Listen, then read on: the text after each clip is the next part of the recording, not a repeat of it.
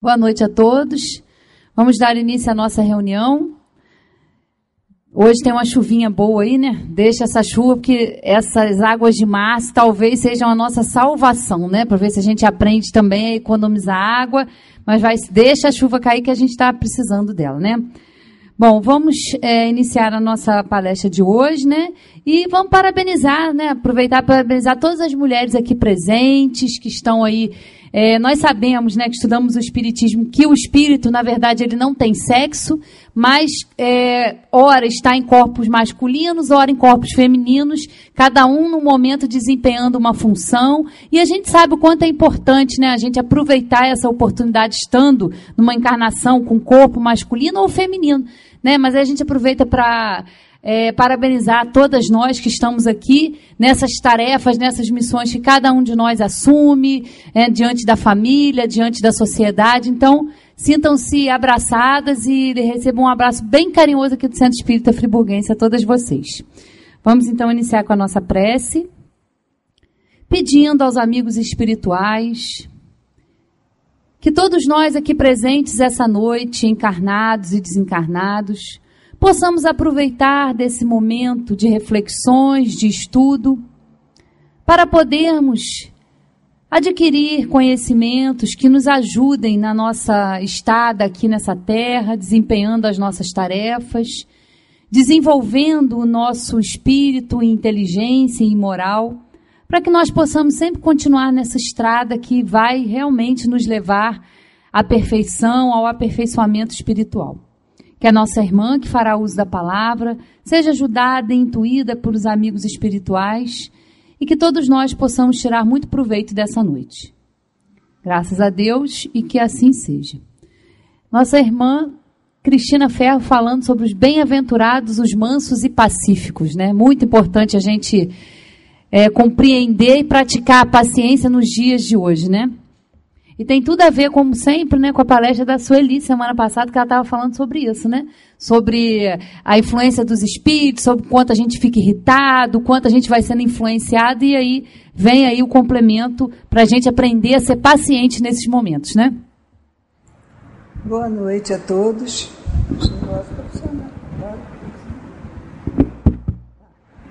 Boa noite a todos.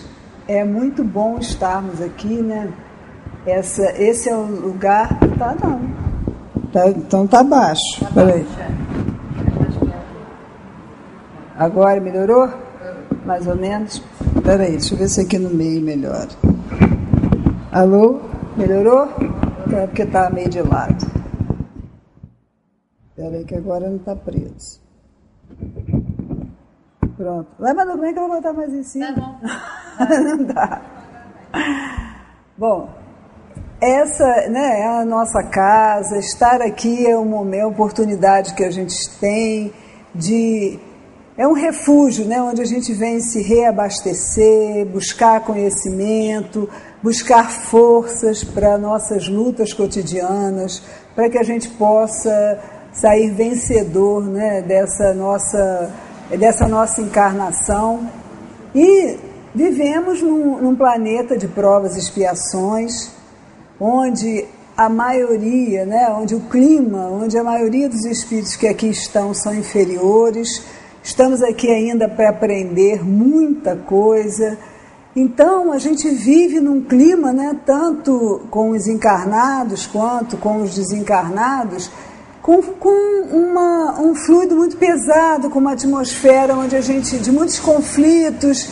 E hoje eu trouxe esse assunto, bem-aventurados os mansos e pacíficos, que é o capítulo 9 do Evangelho segundo o Espiritismo, para que a gente possa refletir mais uma vez, né, sobre a importância da gente se trabalhar nessa questão, né?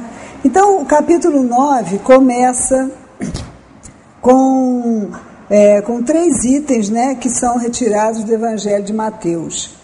Bem-aventurados os mansos, porque eles possuirão a terra. Bem-aventurados os pacíficos, porque serão chamados filhos de Deus. Ouviste que foi dito aos antigos: não matarás, e quem matar será réu no juízo. Pois eu vos digo que todo que se ira contra o seu irmão será réu no juízo. E o que disser a seu irmão raca, será réu no conselho. E o que disser és louco, merecerá a condenação do fogo do inferno. Por essas máximas, né, por essas palavras, Jesus estabelece como lei a doçura, a afabilidade, a moderação, a paciência, que são virtudes que nós temos muito pouco ainda, né? Muitas vezes a gente até considera que já caminhou um pouco mais, mas toda vez que a gente se vê contrariado nos nossos interesses, a gente fraqueja, né? Então é importante que a gente possa estar abertos a se perceber nas pequenas atitudes que a gente tem, né? Então, por essas leis aqui, Jesus condena toda a violência, toda a cólera, toda a expressão descortês para com o nosso semelhante. Quando ele fala de usar uma palavra, né, se você chamar seu irmão raca, porque isso era usado, se cuspia no chão, qualquer desprezo ao outro, como é aqui considerado de suma importância, então a gente pensa assim, estou perdido, não é? Mas por que isso? É porque quando você chega a expressar alguma coisa descortês, alguma coisa com raiva sobre alguém, você já está, o seu espírito e o seu ser já estão envolvidos por toda essa energia, né? Por toda essa intenção, e é esse que é o verdadeiro mal. A palavra, você pode dizer querida, e ser uma palavra que você está dizendo, exprimindo amor e afeto, mas você pode dizer aquele querida, que exprime e expressa seu desprezo pela pessoa, sua raiva, sua impaciência. Então não é a palavra em si, mas é aquilo que nós, enquanto espírito, estamos expressando, né? Quando a gente fala. Toda palavra ofensiva exprime um sentimento contrário à lei do amor e da caridade que deve regular as relações entre os homens, mantendo a união e a concórdia. É um atentado à benevolência recíproca e à fraternidade, entretendo o ódio e a animosidade. Você, em vez de alimentar, quando a gente se descontrola, em vez de a gente alimentar o bem, a gente está alimentando a animosidade, a gente está alimentando, e as coisas vão tanto do bem, né, quanto coisas negativas que ainda tem a ver com a nossa inferioridade. Aquilo que sai da gente, a gente emite com isso um fluido, né? É como uma pedrinha que a gente joga no lago. Aquilo vai se expandindo de uma forma que a gente não pode nem imaginar, porque o mundo espiritual é aqui do lado. Então, da mesma forma que quando a gente emite amor, carinho, compreensão, isso se alastra ao redor e nós podemos nos considerar pontinhos mínimos de luz, né, a ser utilizados pela espiritualidade para socorro, para atender os irmãos. Da mesma forma, quando a gente está irado, desequilibrado emocionalmente, aquilo também atinge uma proporção que a gente nem imaginou quando falou.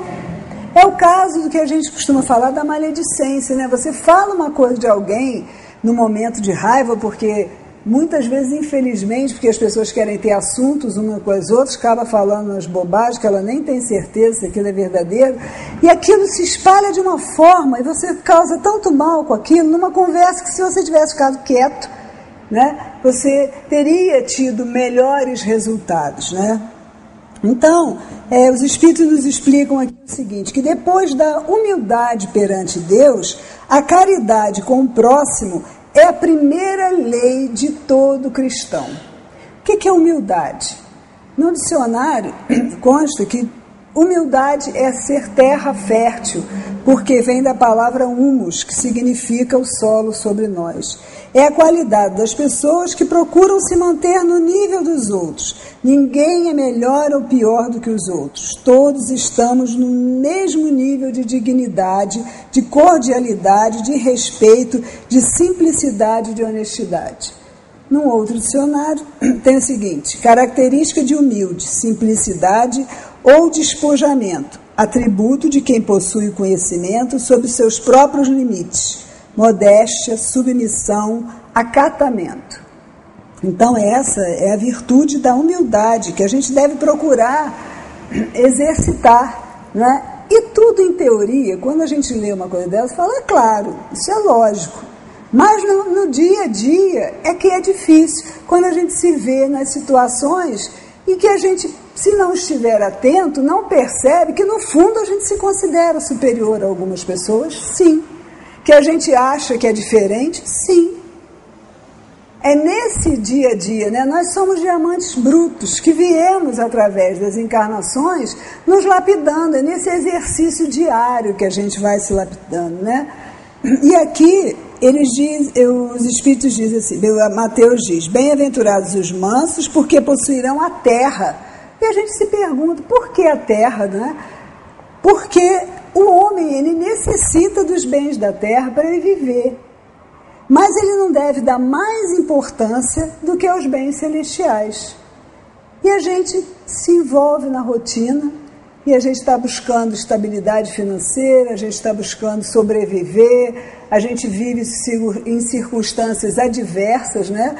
No nosso país, passamos por momentos adversos em que a gente prevê, ou a gente acha que vai ficar pior do que já está, e a gente fica envolvido nessa questão do hoje, do agora, da sobrevivência, e muitas vezes a gente esquece dos nossos verdadeiros bens, que são os celestiais.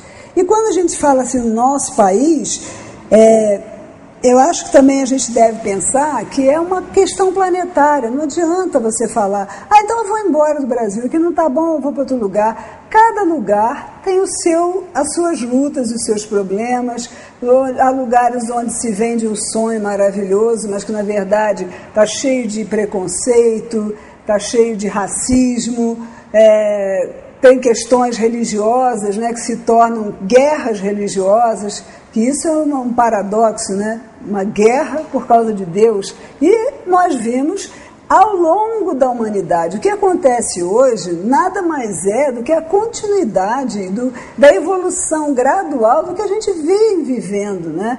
O mundo sempre foi violento, né? Essas coisas que a gente vê hoje, elas estão de outra forma, mas elas já vieram de antes, né? Essas brigas religiosas, essa violência, ela vai mudando de forma. Mas isso por causa disso, nós estamos num planeta de provas e expiações. E não pensem que está tudo perdido, que é isso mesmo, que só vai piorar. Na verdade, se a gente olhar de cima, né, por sobre, né, se tiver uma visão mais ampla, nós estamos caminhando para onde devemos caminhar. Nós chegaremos à perfeição que nos é possível. Já foi pior do que é hoje, né? Embora a gente às vezes se espante ao pensar sobre isso. Já foi. E quando a gente lê aqui, bem-aventurados os mansos, porque eles possuirão a terra, ainda vem dentro da gente às vezes uma coisinha que é de lá de trás, porque se vejam que no Antigo Testamento, e há muitos anos atrás, né, muitos séculos atrás, quem era Deus? Deus era o Salvador, porque era o grande guerreiro. Ele viria destruir os seus inimigos, né, e dar a posse aos eleitos. Ele traria tudo de bom para aquele que é eleito, porque não era a morte.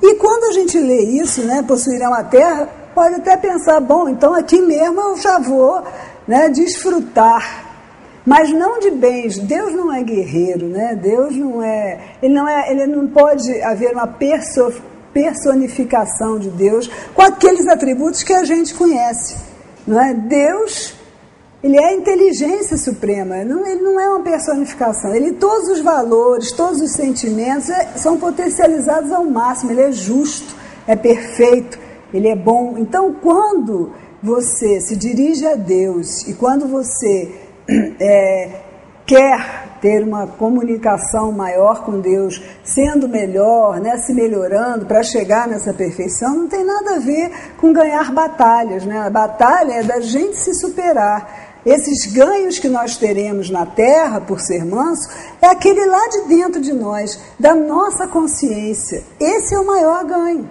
porque nós somos espíritos eternos. E Deus é imutável. Nós vamos nos modificando até que a gente chegue a essa perfeição. Então, esse é o nosso ganho, quando a gente pensa que os mansos vão possuir a Terra, que a Terra também é um planeta que está em evolução, e seremos um planeta de regeneração, onde espíritos mais, né, já mais evoluídos, mais preparados, estarão aqui. E aqueles que forem renitentes no erro, aqueles que ficarem se apegando a sua inferioridade, a seus instintos, esses vão viver em planetas que condizem com a sua condição.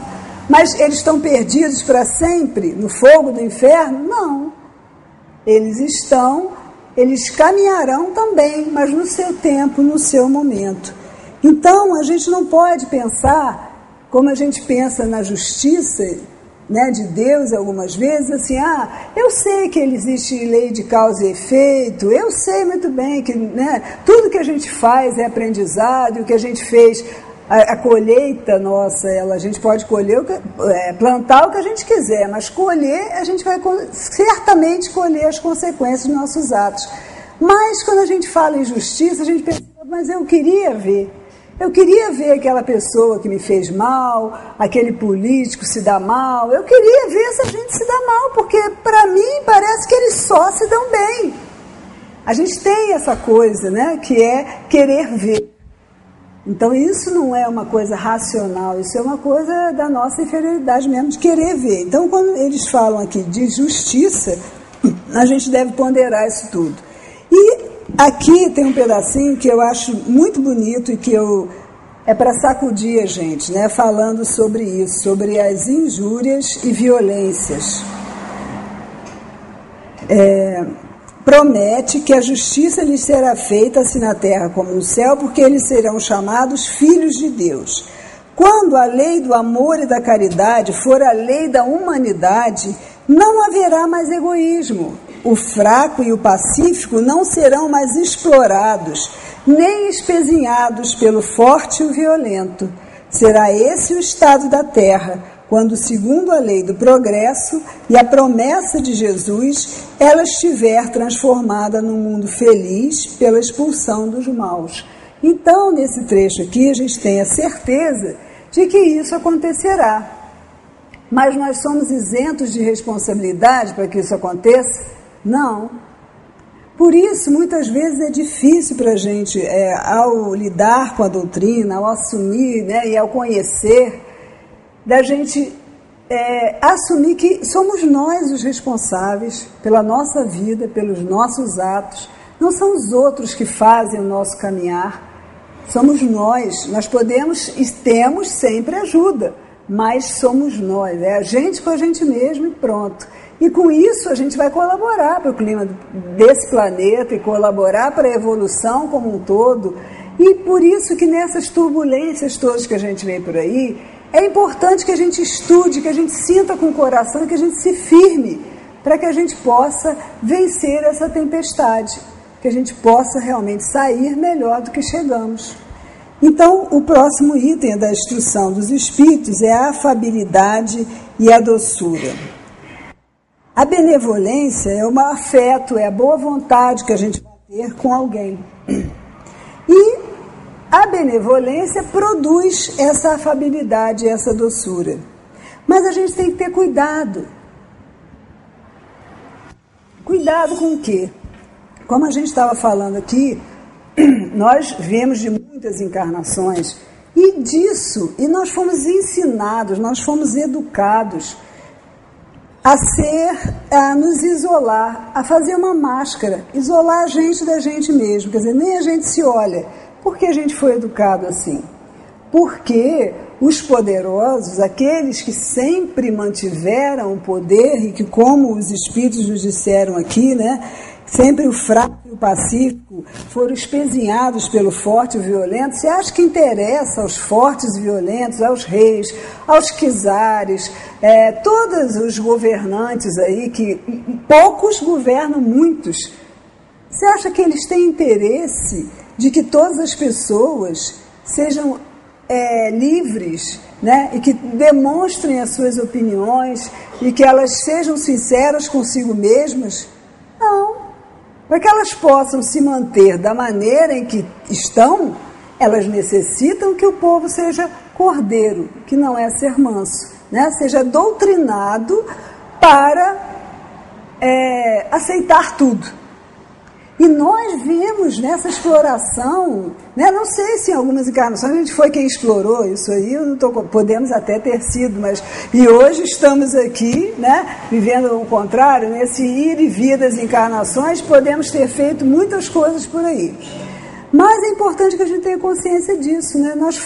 É muito forte isso dentro da gente botar uma máscara.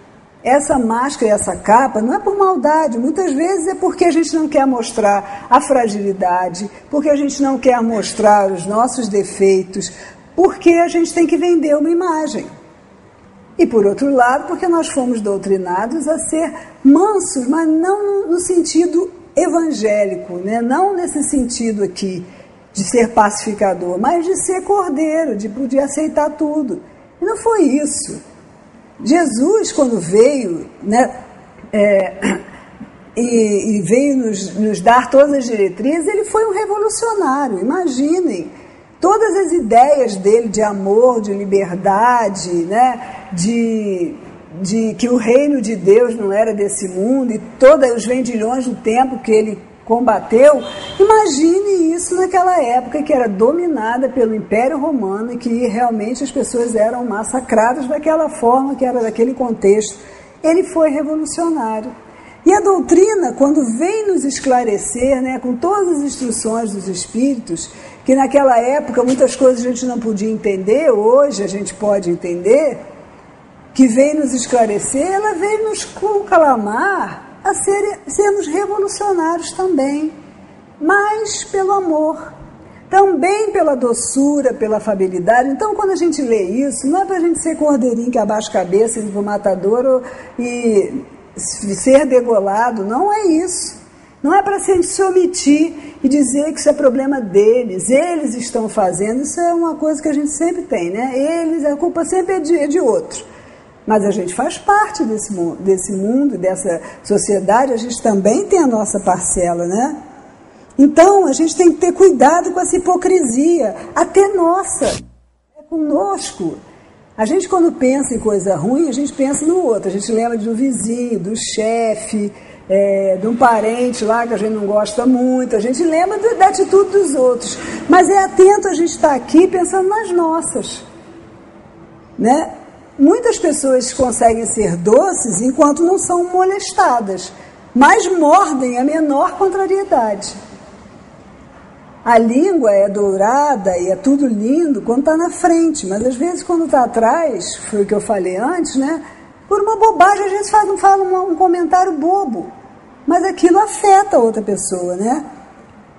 E esse ser doce quando a gente não é molestado é fácil. Agora, no trânsito a gente vê isso a todo momento, não é? Quando alguém diverge de opinião com a gente, aquela irritação súbita que dá, porque você acha que você é dono da verdade, que você pensa é certo, o outro não concordou com você. Isso dá uma irritação danada. Não é? Você diz que é azul, o outro diz que é branco e pronto, é uma polêmica, porque cada um, pela sua ótica, pela sua maneira de ver, pelo seu espírito, pela sua condição, pela sua história, pensa de uma forma. E aí aquilo já pode ser motivo para uma... né? Você diz assim, você pegou o troço e guardou ali. Eu não guardei nada, nem botei a mão. Pronto, já virou um bafafá isso dentro de casa, não é? Porque eu não fui, então você também não foi, mas a gente é esquecido, a gente não procura nunca desculpa para os outros, a gente procura desculpa para a gente. Depois dos 40, então a gente esquece de tudo. Aí o outro vem falar, a gente fica realmente com cara de bobo, porque esqueceu. Mas não pode dizer que não fez, né? Eu nunca fiz isso. É impossível. Depois você fica até falando, pode ser que eu tenha feito mesmo, que eu não vou lembrar, né? Vocês que são mais novinhos não tem esse problema, mas depois vai dando uns tilt aí que a gente esquece as coisas. Então a gente procurar estar atento, porque são as pequenas coisas, né? Uma amiga me dizia sempre que o diabo mora no detalhe, né? E é verdade. Aquilo que faz a gente escorregar não está nas grandes coisas. Porque para as grandes coisas nós temos nossas filosofias, nós temos nossa armadura, nossa teoria, nossa inteligência, mas é no detalhe que a gente escorrega. É nessa hora aí que a gente vê se a gente está podendo ou não está podendo. E aí tem um outro item aqui, né, que é o da paciência. Paciência, o que é paciência? É a característica de manter o controle emocional equilibrado sem perder a calma ao longo do tempo. Tolerância a erros ou fatos indesejáveis. Capacidade de suportar incômodos e dificuldades de toda ordem, de qualquer hora ou lugar. Aí é que o bicho pega, né? Isso aí, ser paciente é uma coisa muito complicada. A gente consegue ser paciente quando as coisas não tocaram a gente. Quando aquilo não é uma coisa que te incomoda, aí você consegue ser paciente. Mas quando é com uma coisa que a gente se incomoda, que tem a ver com a gente, é difícil ser paciente, né? Os pais, as pessoas que têm algum tipo de autoridade sobre outras, tem essa tendência de achar que o que elas pensam é o certo. E tem pouca paciência com aquele que está ou aprendendo ou fazendo de outro jeito. Por que tem que ser do nosso? Olha, isso é um aprendizado e tanto, é um aprendizado para a vida inteira, aprender a respeitar o jeito do outro ser. Porque às vezes, para mim, é fundamental que tudo esteja nos quadradinhos, lá, arrumadinho, na gavetinha. Porque eu tenho uma teoria de que isso é bom, porque está arrumado, está organizado, porque, sei lá, porque é melhor de ver, porque é bom. Eu posso ter uma filosofia por trás de que a vida, isso simboliza a sua vida, né? Porque existem estudos aí que dizem isso. Se você tem um ambiente bagunçado, isso reflete o seu interior, que também está bagunçado, mas ninguém vai aprender a ser arrumadinho forçado. Porque isso não é de fora para dentro, isso é de dentro para fora. Se a vida da pessoa está desorganizada, não é porque ela botou a gaveta como o outro quis, e não como ela sabe, pode, quer, que vai ficar tudo bem.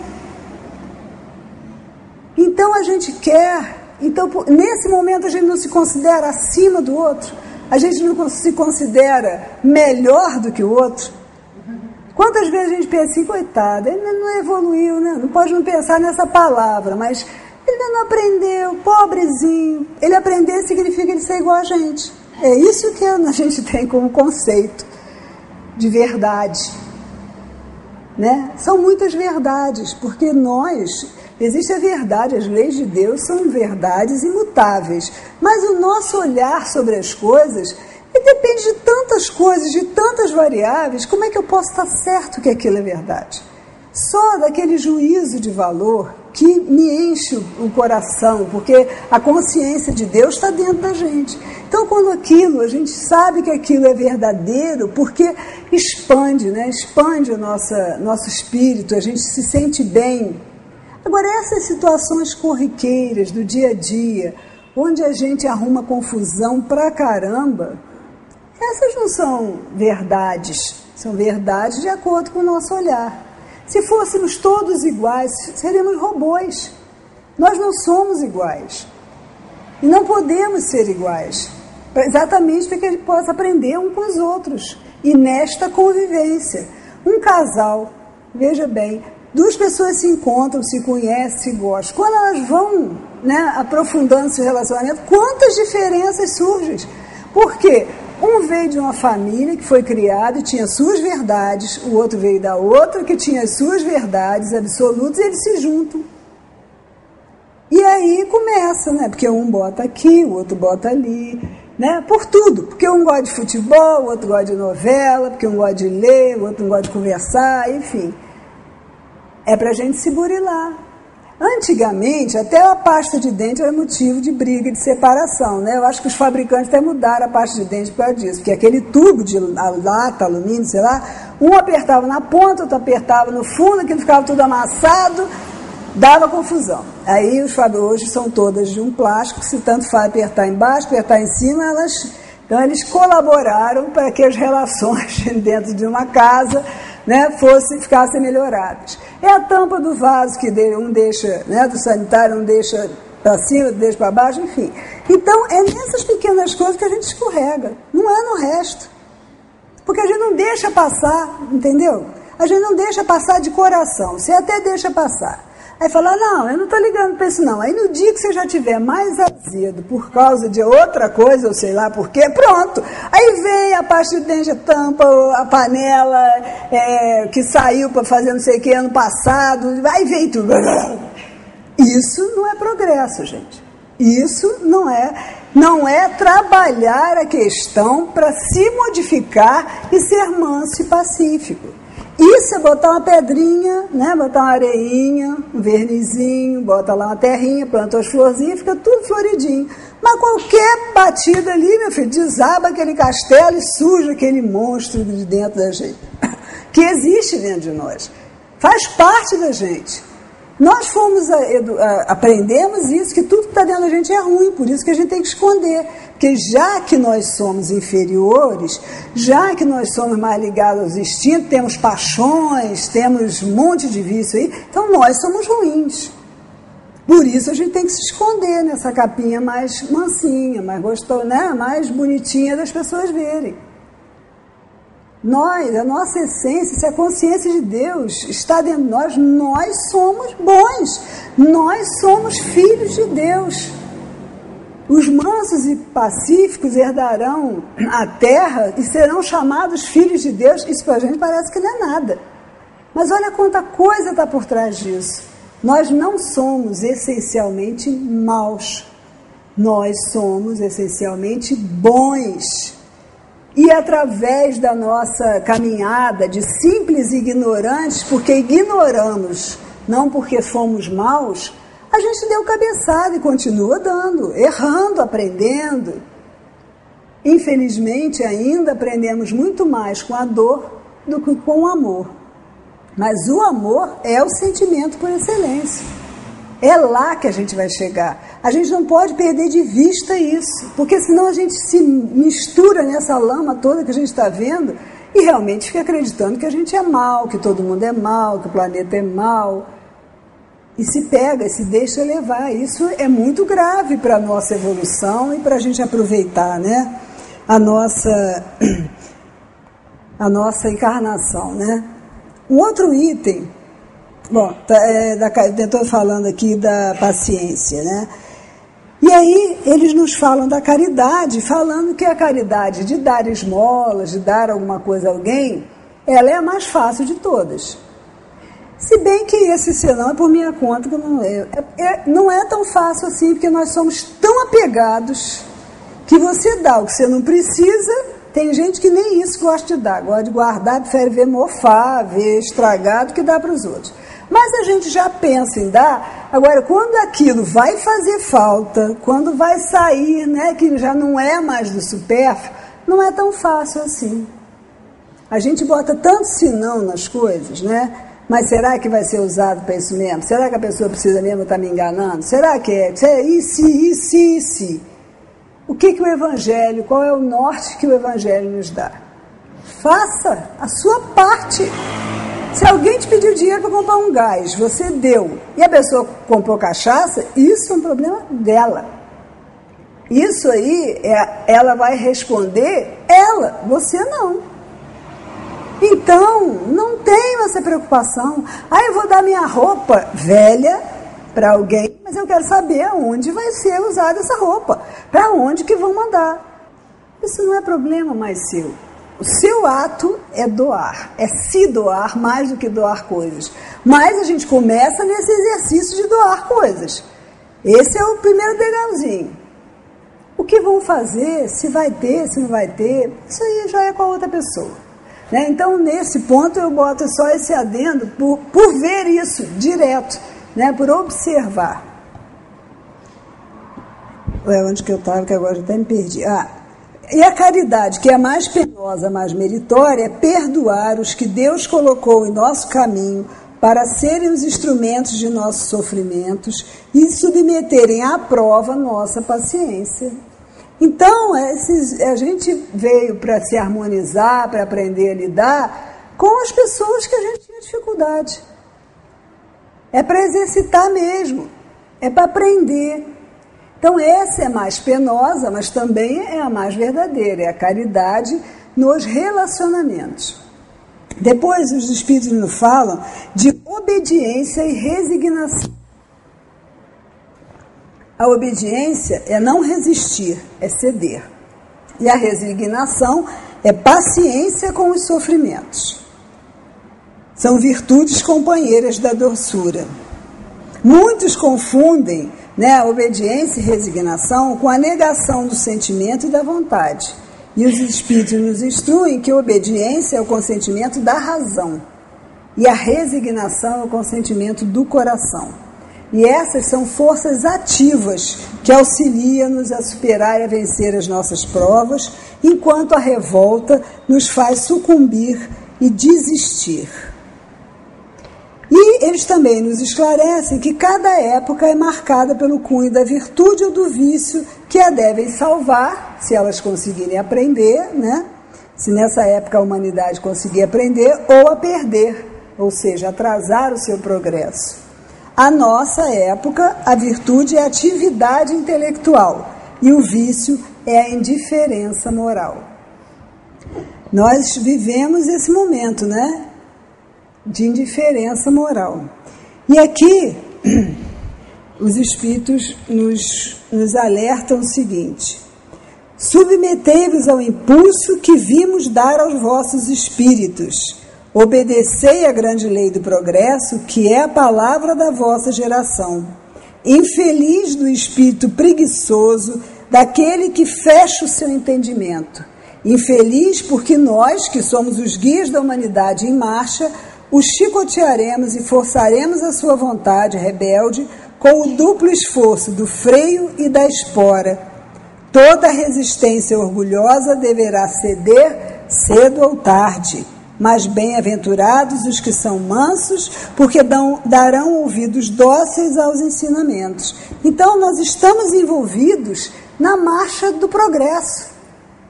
É inevitável. Se a gente fica empacado, vai sofrer mais, porque os espíritos encarregados de conduzir-nos vão ter que fazer mais esforços e a gente vai ter mais situações para sofrer se a gente não for dócil nesse sentido de aprender, de realmente se esforçar para modificar o padrão vibratório, para modificar aquilo que está dentro de nós,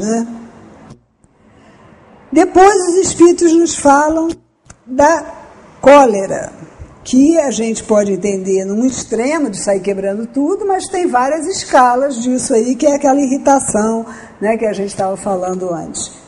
O orgulho nos leva a nos julgarmos mais do que nós somos, não aceitar comparação que possa nos rebaixar, julgar-nos acima dos irmãos em relação à evolução espiritual, posição social, vantagens. Qualquer paralelo irrita e fere. Quando alguém fala assim, você parece tanto com fulano, Em geral, não é para te elogiar, É para falar, você é igualzinho, mas nos defeitos. Aí a gente se irrita e não quer ouvir aquilo, A cólera é um acesso de demência passageira, porque não é verdade? Quando a gente fica com raiva, quando a gente se irrita, turva um negócio na cabeça da gente, a gente não pensa, e sai falando e fazendo um monte de bobagem. Assemelha-nos aos brutos, fazendo-nos perder o sangue frio e a razão. A base da cólera toda é o orgulho ferido. A impaciência causada pelas contrariedades decorre da importância que a gente atribui à nossa personalidade, perante a qual a gente acha que os outros têm que se curvar, que nós estamos certos. Essa raiva não resolve nada, só piora a situação.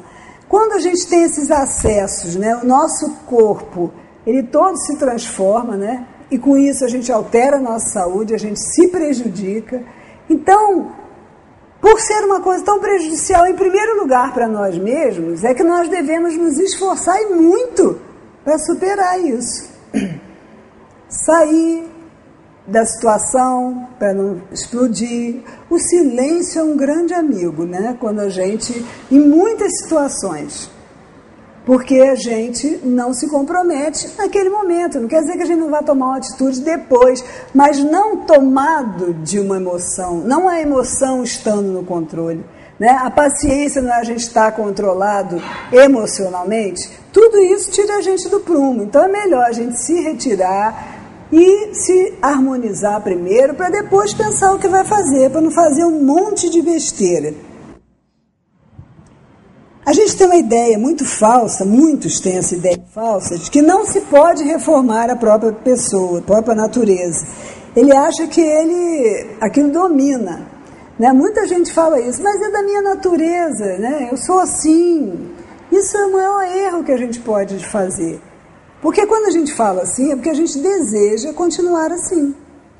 Porque a gente concorda e se compraz naquilo que a gente fala. Porque se a gente reconhece que a gente está fazendo uma coisa que não deveria, a gente vai querer mudar. Mas se eu falo, não, eu sou assim mesmo, é mais forte que eu. Nós temos que estar no controle das nossas emoções, não ela nos controlando. Então essa rédea só nós mesmos podemos pegar, né? Todas as virtudes e os vícios são inerentes ao espírito, que pode modificar-se através de uma vontade firme. Aí no Livro dos Espíritos, no capítulo 12, que fala da perfeição moral, os Espíritos nos instruem do seguinte, que todas as virtudes têm o seu mérito, porque elas são indícios de progresso no bem. Tem uma virtude sempre que tem uma resistência voluntária das más tendências. E a sublimidade dessa virtude consiste no sacrifício do interesse pessoal para o bem do próximo, sem segunda intenção. Outra coisa difícil ainda para a gente, né? A mais meritória é aquela que se baseia na caridade mais desinteressada. E aí, quando a gente pensa, a gente está aqui refletindo sobre os nossos sentimentos, sobre as nossas coisas, pode até dar um desânimo na gente, para falar, meu Deus, mas estou longe disso, né? Estou pensando que eu estou com a minha bola mais cheia, mas no fundo, aqui pensando, estou vendo que não estou tão bem na parada assim. Mas os espíritos também nos dão aquela força o tempo todo. E na questão 909, Kardec pergunta, o homem poderia sempre vencer as suas más tendências pelos seus próprios esforços? Sim, e às vezes com pouco esforço. O que lhe falta é a vontade. Ah, como são poucos os que se esforçam. Na 910, o homem pode encontrar nos espíritos uma ajuda eficaz para superar as paixões? Se orar a Deus e ao seu bom gênio com sinceridade, os bons espíritos virão certamente em seu auxílio, porque essa é a sua missão. E aí, na 911, não existem paixões de tal maneira vivas e irresistíveis que a vontade seja impotente para as superar? Há muitas pessoas que dizem, eu quero, mas a vontade está apenas nos seus lábios. Elas querem, mas estão muito satisfeitas de que não podem superar suas paixões e que o seu espírito nelas se compraz por consequência da sua própria inferioridade. Aquele que procura reprimi-las compreende a sua natureza espiritual. Vencê-las é para ele um triunfo do espírito sobre a matéria. Então, nessas 3 perguntinhas aqui, os espíritos afirmam e esclarecem e insistem de que é possível. É e muito possível. A gente pode começar um exercício, né, para tentar se superar, acredito eu, prestando mais atenção no nosso dia a dia, nas nossas pequenas atitudes, nesses escorregãozinhos que a gente dá, né, para a gente reverter os pequenos, naquela hora que fez, naquele dia que fez. Às vezes você está na rua, passou por uma pessoa que te pediu um pão, aí você passou. Mas se você estiver atento, você pensa, não, mas eu posso dar um pão para essa pessoa, ela pode realmente estar com fome, volta e faz. Da mesma forma, nas atitudes, se eu não conseguir segurar a língua e falei besteira para alguém, saber reconhecer isso, chegar, voltar, falar, conversar. Nós temos um problema muito grande de comunicação. Nós somos pouco atentos às nossas atitudes, Atenção é estar no momento presente. Né? Eu falei desses esquecimentos que a gente tem há pouco brincando, mas muitas dessas coisas é porque a nossa cabeça, nosso HD, nosso coração, vamos dizer assim, está com tanta coisa ao mesmo tempo, você está pensando em tanta coisa, que a única coisa que você não está pensando é o que você está fazendo. E aí você faz besteira. Né? Guarda as coisas, não sabe onde guardou, pensa que fez o negócio, não fez, e por aí vai. E nas escalas maiores também. Você magoa as pessoas, né? Você poderia ter parado, dado uma atenção a alguém que você sabia que estava precisando, mas não tenho tempo e vai embora. Então é o momento presente. Esse é o único que existe. E é o único onde a gente pode mudar o que virá. Então, a primeira coisa que a gente precisa estar atento, atenção, né? Focar a atenção. A outra coisa é escutar, meus irmãos. A escuta. Nunca fomos, talvez, né? Ou isso esteja muito aflorado, tão solitários. Porque todos nós estamos falando muito, né? É um momento onde as cortinas, né, e os tapetes estão sendo retirados e o nosso verdadeiro eu está vindo. Né? Então as pessoas querem muito falar, elas querem dizer como estão se sentindo quando querem, porque por se sentirem solitários, né, às vezes não tem nem com quem fazer isso, mas é um falatório só. Agora, escutar, ouvir o outro. A gente ouve a pessoa já pensando no que vai responder. Pensando se aquilo tem a ver com o que eu estou falando, com o que eu penso, com o que eu gosto ou não, já está julgando, na verdade, está analisando, está julgando, já está prontinho para disparar. Então essa é uma máscara, essa é uma defesa que a gente tem que aprender, é escutar. Às vezes a pessoa não está querendo dizer o que eu estou pensando, que eu já imagino lá na frente. Eu já sei que vai reclamar da vida, eu já sei que vai pedir alguma coisa, já responde. Tem uma propaganda que eu até acho bem irritante, que a pessoa vai começar a falar, o outro já começa a perguntar, mas você quer isso, mas você quer aquilo? Mas aquilo irrita, mas é verdade. Porque, lógico, não naqueles termos, mas você já imagina que você sabe tudo que o outro vai dizer. E aí você já se prepara para responder. Né? Desarme. Vamos nos desarmar. Né? Abrir, isso dá uma leveza, quando a gente consegue fazer, não é toda hora, mas um dia vai ser. Que você não precisa estar armado para brigar, para se defender, nem para impor sua opinião, nem para nada. Eu apenas sou. Isso dá aquele alívio. E é aí que a gente fica mais perto da espiritualidade amiga. É aí que a gente fica mais perto, na sintonia do bem. Porque a gente se desarma dessa luta que a gente faz o tempo todo. Então, aprender a ouvir. Quantos e quantos desencontros por causa da comunicação. O não julgamento. Olha que exercício diário, difícil pra caramba é esse de não julgar. Não julgueis para não serdes julgados, pois com critério com que julgardes, sereis julgados. O julgamento, ele subentende a natureza errada dos outros, que não pensam como você. E a gente se prende num mundo de ideias de certo e de errado.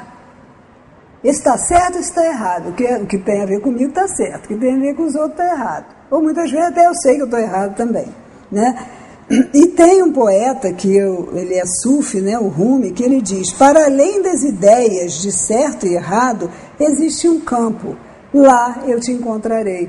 Então, quando a gente puder ultrapassar essa barreira de julgar e de apontar o dedo, de mandar, de determinar, quando a gente conseguir isso, a gente vai poder encontrar a essência das outras pessoas também, que também são frágeis, que também tem medo de não ser amada, de não ser aceita, que também tem medo da morte muitas vezes, medo da doença, medo da solidão, sabe? A gente vai poder se encontrar e se fortalecer junto com o outro. Ele não vai ser mais o meu inimigo, ou aquele que eu preciso superar, mas ele será, de fato, né? Somos todos filhos de Deus, será o meu irmão, a quem eu posso, às vezes, dar um abraço.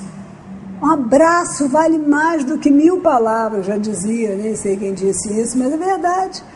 Quando você está precisando, quando você está carente, quando você está triste, um abraço apertado, aquele com vontade, aquele que te joga para cima, né? Não precisa dizer mais nada. Às vezes você não precisa nem saber o que você está sofrendo, né? Por que você estava tão... Mas aquilo ajuda a superar. Porque a gente, na verdade, a gente analisar os outros, expressa as nossas necessidades e os nossos valores. Expressa aquilo que a gente sabe, não é? Isso é óbvio, não é? Os julgamentos se referem a pessoas e comportamentos que estão em desacordo com os nossos juízos de valor. As comparações também são uma forma de julgamento. Quando a gente se compara ou compara o outro, a gente se fica infeliz.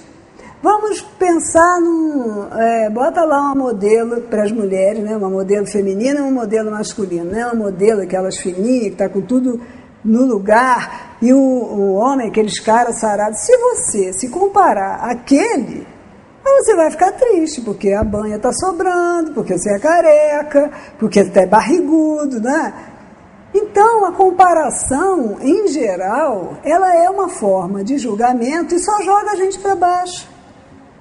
Ou quando a gente tem 2, 3 filhos, você devia ser igual a fulano. Fulano é estudioso. Não sei nem se você devia ser, né? Se você fala assim, o seu irmão é tão estudioso, está querendo dizer o quê? Que aquele outro é uma porcaria. Jogou a pessoa no chão. Em vez de dar a mão e puxar para a pessoa vir junto na possibilidade dela, né? Na maneira dela ser, não, você joga ela no chão porque você comparou. Numa empresa, você tem um funcionário, 2 funcionários, ou muitos, você só elogia um, né? Os outros. Pela negação, você está jogando os outros lá embaixo. Estar atento a essas coisas, né? São alguns toques só. Negação de responsabilidade. Quando a gente diz assim, cada um de nós é responsável por nossos pensamentos, sentimentos e atos. Isso parece ser o mais óbvio das coisas, mas não é. Por quê? A gente está sempre dizendo assim, eu tenho que fazer isso, eu tenho que fazer aquilo. Isso, se você tem que fazer, você está negando a responsabilidade que você está fazendo porque você quer. E aí, eu li no livro um exemplo que eu achei muito legal. Aí uma pessoa, ao ouvir isso, chegou e falou assim, não, mas tem coisas que a gente tem que fazer. Eu, por exemplo, odeio cozinhar e há 20 anos cozinho, porque se eu não cozinhar, todo mundo morre de fome na minha casa. E aí, isso era um seminário de comunicação não violenta e o Marshall Rosenberg vira para ela e fala assim, vamos fazer o seguinte, chega na sua casa e diz para as pessoas que você não suporta cozinhar, que precisa arrumar outro jeito, você não tem que fazer isso. Eu me lembrei logo de passar roupa, porque eu detesto passar roupa. Enfim, e aí, 2 seminários depois, veio os filhos dessa pessoa, né? E o palestrante estava curioso de saber o que os filhos tinham achado daquilo. Né? Chegou em casa e derrubou, jogou a mesa, não vou mais cozinhar e tal. Eles deram graças a Deus, porque ele falou há 20 anos que ela reclama dia e noite. Agora ela pelo menos está mais bem-humorada, ela está conversando. Então, toda vez que a gente usar eu tenho que, vamos pensar, porque tem alguma coisa errada aí. A gente não tem que nada, nós temos livre-arbítrio. Existem opções e oportunidades. Se eu estou fazendo aquilo mesmo assim, é porque foi uma opção minha. Até no cozinhar e as tarefas domésticas, etc. Né? Veja bem, quando a gente fala também, né, tipo assim, um exemplo dos oficiais nazistas, quando interrogados, não, eu tive que fazer aquilo. Era a ordem superior. Então, ele está negando a responsabilidade dele, porque quem atirou no outro foi ele. Né? Se seu chefe, onde você trabalha, mandar fazer uma coisa que você acha que não é ética e você fizer, não é porque ele mandou, mas você concordou. Ah, mas aí mete o pau no chefe. Não, eu fiz, mas é um absurdo isso. Mas você fez porque você... Não é porque você queria mais manter o seu emprego do que discordar do chefe. Então, você não deve condenar o chefe, mas dizer, eu optei por fazer uma coisa que eu mesmo acho errado porque eu não quero perder o emprego. Essa é a forma de encarar as coisas. Não que a culpa é do outro. Eu fiz porque meu chefe mandou. Isso tudo vem aquilo que eu estava falando lá atrás. A gente foi educado a não se olhar, a se isolar. Então a culpa é do padre, a culpa é do czar, a culpa é do rei, a culpa é da Dilma. A culpa não é minha. Eu não faço nada. Eu não votei na Dilma, então estou isenta desse negócio que está por aí. Eu não votei no Aécio, então também estou... Entende? Se a gente não se responsabilizar, a gente não vai crescer nunca. Quantas vezes com os jovens acontece muito isso, né? Eu comecei a fumar, porque todo mundo fumava, meus amigos fumavam, me chamaram para fumar, mas quem botou o cigarro na boca foi você. A pressão do grupo pode existir, mas quem fez e quem deve assumir isso é você. Né? Até nos nossos dilemas com as dietas, né? Eu não consegui, né? A gente não fala eu não consegui, foi maior que eu comi o doce. A responsabilidade é do doce que passou na sua frente, não é sua. Né? Tinha aquele doce na minha frente, o que eu ia fazer? Eu tive que comer. E assim a gente vai. A gente vai sem pegar as rédeas da nossa vida. Somos espíritos eternos. Olha, gente, essa responsabilidade que a gente quer tanto fugir e negar, vamos pensar nela como uma coisa maravilhosa. Ninguém pode tirar de mim as minhas conquistas. Ninguém. Os cristãos que foram lá, comidos pelos leões, devorados vivos, e que conta-se que eles estavam sorridentes, não sei se estavam, né? Mas aquela conquista, aquela proximidade, o que eles descobriram, aquele leão não podia tirar deles. Nós estamos na escola da vida. Falamos que esse planeta de provas e expiações, que só tem, né, espírito inferior, mas ele é lindo, ele é a nossa casa. Não é? Então, se falta água, se nós estamos vivendo essas circunstâncias, elas são consequências do que a gente faz. Elas são consequências e nós estamos envolvidos, porque se a gente não tivesse que passar a falta d'água, a gente não estava por aqui. Então, é rever conceitos, né?